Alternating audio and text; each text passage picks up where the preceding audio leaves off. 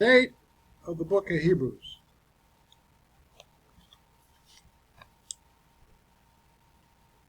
Since Hebrews is quoted by Clement of Rome in his letter to the Corinthians in the year 96 AD, the letter must be earlier than that date.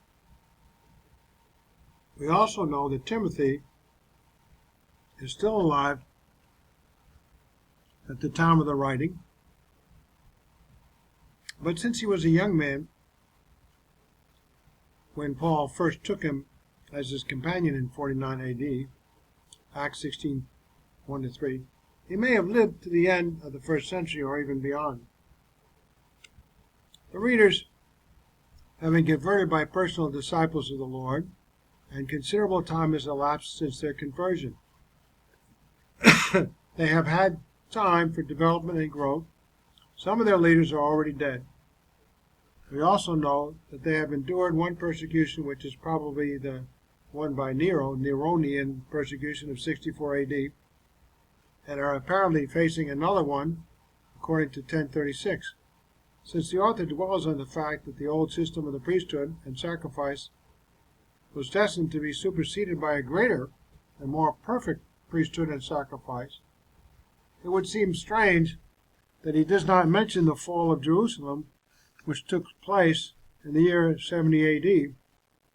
All is taken into account leads us to believe that the letter to the Hebrews was written in the latter half of the first century between the years 65 to 69 AD. Bible Knowledge Commentary. In considering the background of Hebrews, it is reasonable to begin with the question of its date.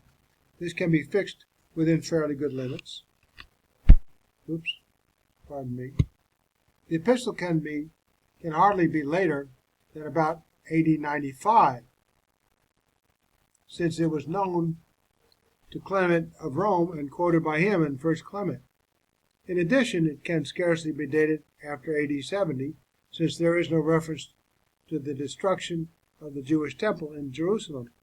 Had this event already occurred, it would have given the author a definitive argument for the cessation of the Old Testament sacrificial system.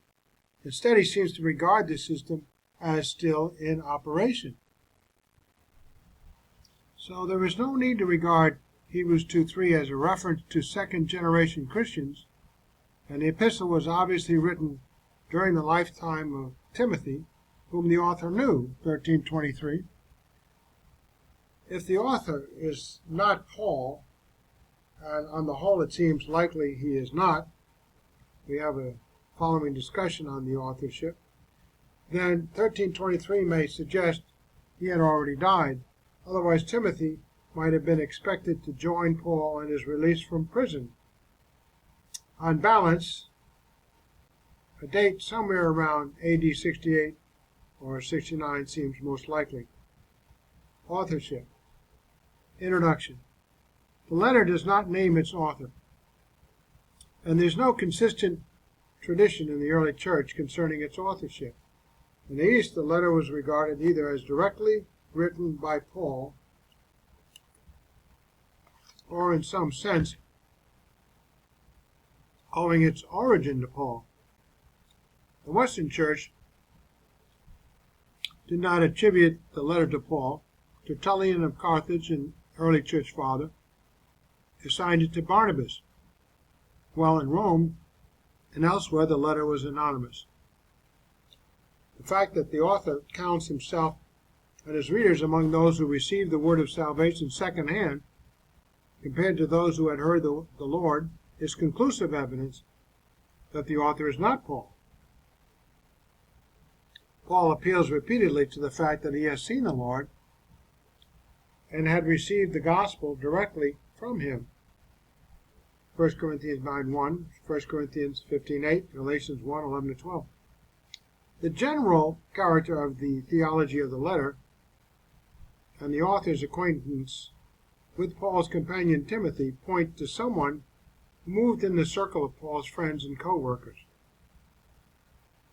Whoever the author might be, we know that the author must have been, in all probability, a Greek-speaking Jewish Christian, thoroughly at home in the Old Testament in its Greek translation and intimately acquainted with the whole worship and culture of the Jews. He was one capable, moreover, of the most finished and literary Greek in the New Testament. The man Origen probably sums up the issue of authorship best when he says, "Who wrote the epistle, God only knows certainly." Luke proposed as the author. Jamieson, Fawcett, and Brown commentary. As to the similarity of style to that of Luke's writings, this is due to Luke's having been so long the companion of Paul. Chrysostom, comparing Luke and Mark, says, each imitated his teacher. Luke imitated Paul, flowing along with more than river fullness, but Mark imitated Paul, who studied brevity of style. Besides, there is a greater predominance of Jewish feeling and familiarity with the peculiarities of the Jewish schools apparent in this epistle than in Luke's writings. There is no clear evidence for attributing the authorship to him. Apollos proposed as the author, or to Apollos, whom Alford upholds as the author.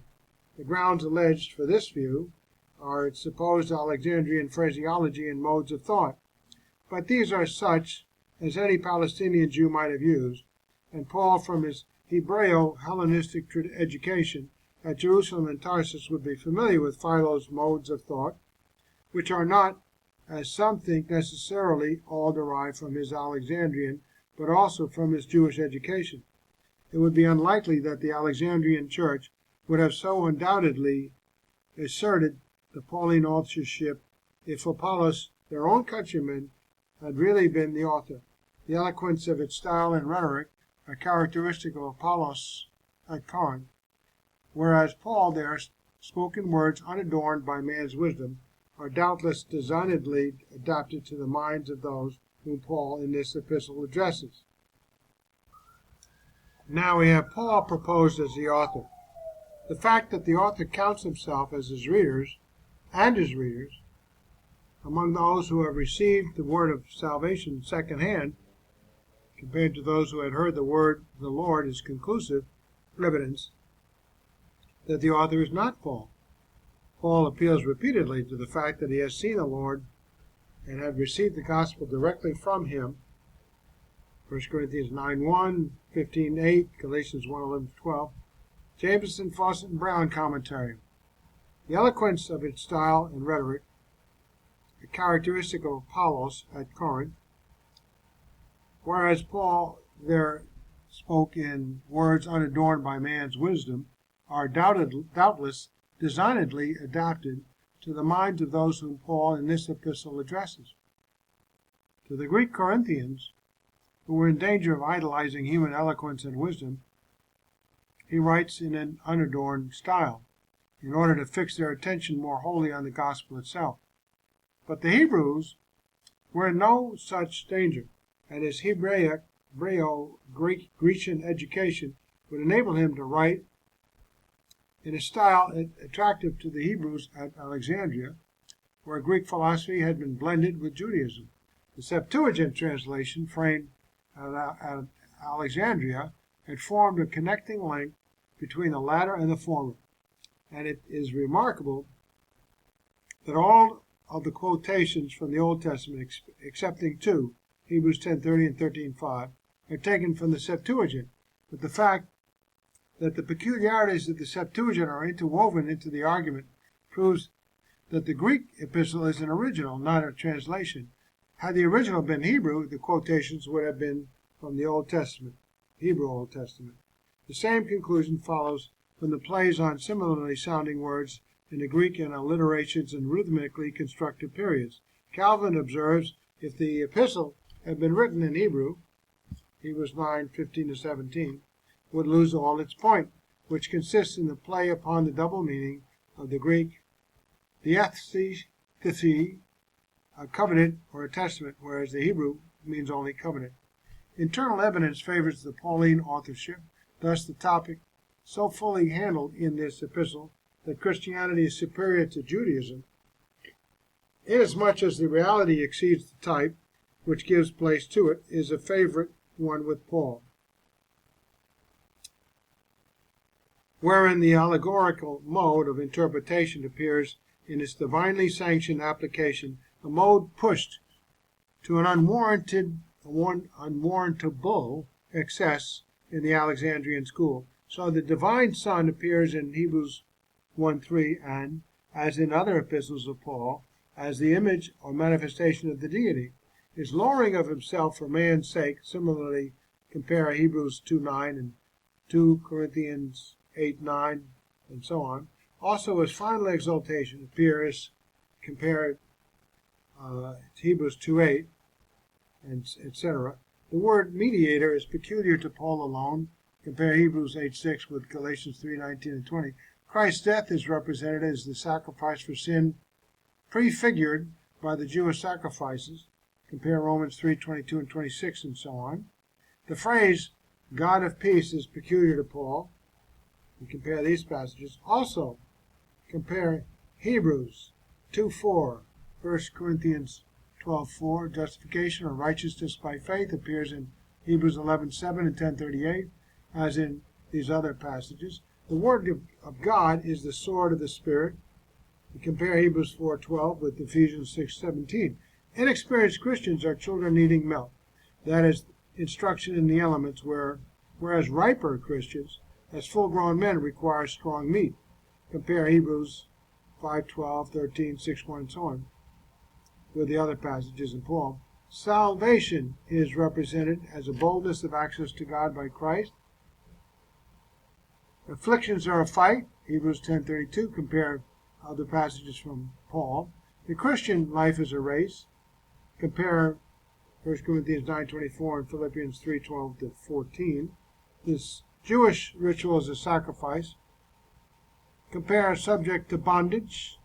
Other characteristics of Paul's styles appear in this epistle, namely a propensity to go off at a word and enter on a long parenthesis suggested by that word, a fondness for play upon words of similar sound and disposition to repeat some favorite word. Frequent appeals to the Old Testament and quotations linked by the and again. Compare Hebrews 1:5, 2:12, and 13 with Romans 15:9 to 12. Also, quotations in a peculiar application.